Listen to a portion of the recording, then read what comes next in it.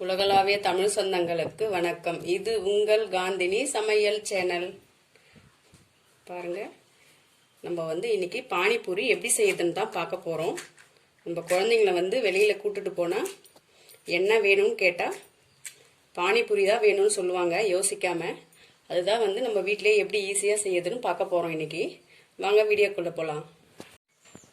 இன்னைக்கு நம்ம பானிபூரி தான் செய்ய போறோங்க. நம்ம ரோட்டோரம் கடையிலாம் வாங்கி சாப்பிடுவோம். நம்ம வீட்டிலேயே ஈஸியாக நம்ம செய்யலாம். எப்படி செய்யறதுன்னு பார்க்கலாம். நான் 1 கப்பு ரவை எடுத்திருக்கேன்.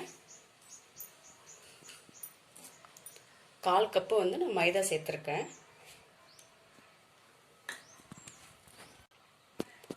தேவையான அளவு சால்ட்டு சேர்த்துக்கலாம். நல்லா கலந்து விட்டுடலாம்.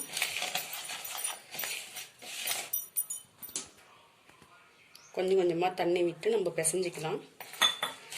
பானிபூரி செய்யறதுக்கு ரவை தான் அதிகமாக இருக்கணும்,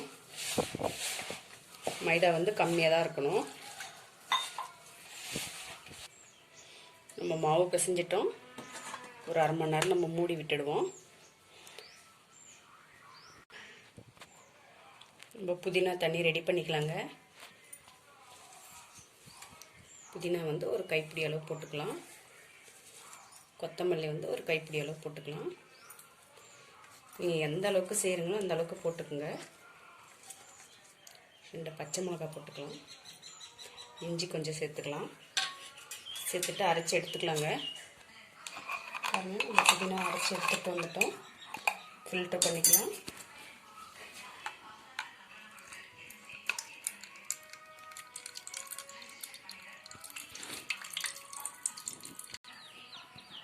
இந்த புதினாவும் கொத்தமல்லியும் இதுக்கு தேவையான அளவு நம்ம சால்ட்டு சேர்த்துக்கலாங்க.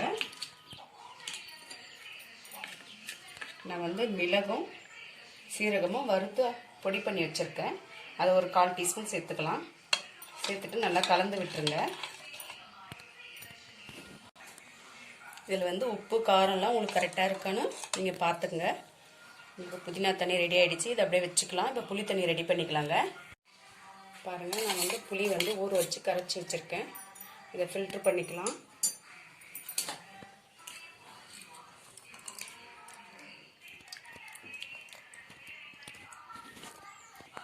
புளி தண்ணி நம்ம ஃபில்ட்ரு பண்ணிட்டோம்.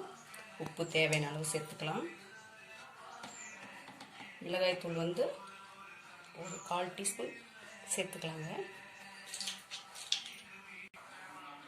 பாருங்கள், சீரகம் மிளகும் பொடி பண்ணது ஒரு 1/4 டீஸ்பூன் சேர்த்துக்கலாம். சேர்த்துட்டு நல்லா கலந்து விட்டுடலாம். இது ரெடி ஆகிடுச்சு. வெல்லம் ஒரு 2 டீஸ்பூன் அளவு நம்ம சேர்த்துக்கலாம். நான் பனை வெல்லம் தான் சேர்த்துருக்கேன். இது கருப்பட்டினும் சொல்லுவாங்க.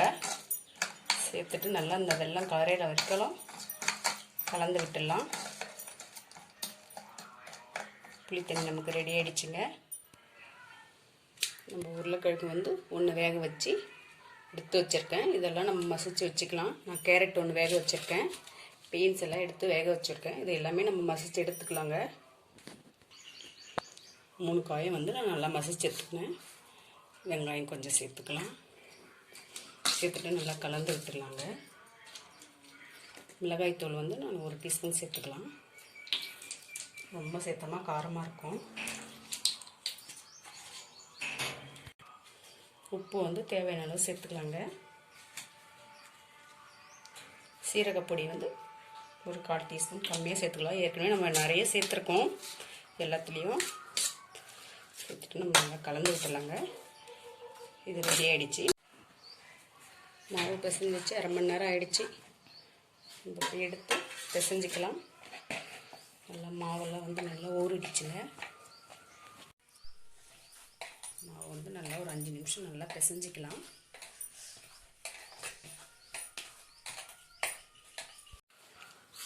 லைட்டாக நம்ம மைதா மாவு சேர்த்துருக்கோம். சேர்த்து நல்லா தேய்ச்சிக்கலாங்க.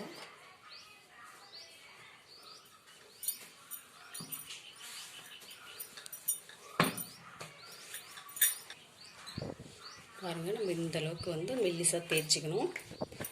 இந்த மாதிரி தேய்ச்சிட்டு ஒரு இதாக மூடி இருந்தால் பண்ணுங்கள். இல்லைன்னா இந்த மாதிரி டம்பரை வச்சு அழுத்தி விட்டுருக்குங்க. இந்த மாதிரி இருந்தால் நம்ம எடுத்துக்கலாங்க. இந்த மாதிரி டம்ளர் வச்சு ஊற்றிட்டோம். இப்போ இந்த மாதிரி எடுத்துக்கலாங்க. பாருங்கள், இந்த மாதிரி அழகாக நீங்கள் எடுத்துருங்க.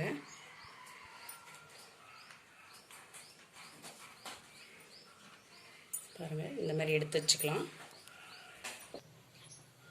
நம்ம மாவு ஃபுல்லாக தேய்ச்சி எடுத்துட்டோம். எண்ணெயில் போட்டு பொரிச்சு எடுத்துக்கலாங்க. எண்ணெய் வந்து நமக்கு நல்லா சூடாகிடுச்சுங்க. மிதமான தீயில வைங்க. பானிபூரி வந்து நம்ம பொரிச்சு எடுத்துக்கலாம்.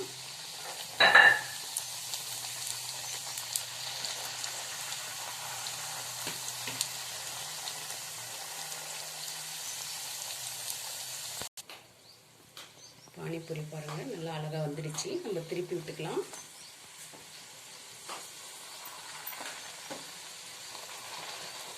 நல்லா நமக்கு பஃப்னு வந்துடுச்சு பாருங்கள்.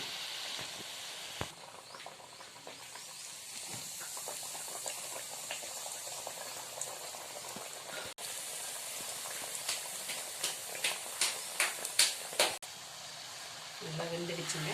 நம்ம இப்போ எடுத்துக்கலாம். நம்ம பானிபூரி செஞ்சு முடிச்சிட்டோம். இப்போ பாருங்கள், நம்ம எல்லாம் ரெடி பண்ணிக்கலாம். பாருங்கள், அழகாக நம்மளுக்கு நல்லா சவுண்ட் வருது பாருங்கள். பானிபூரிக்கு மசாலாலாம் உள்ளே சேர்த்துக்கலாங்க.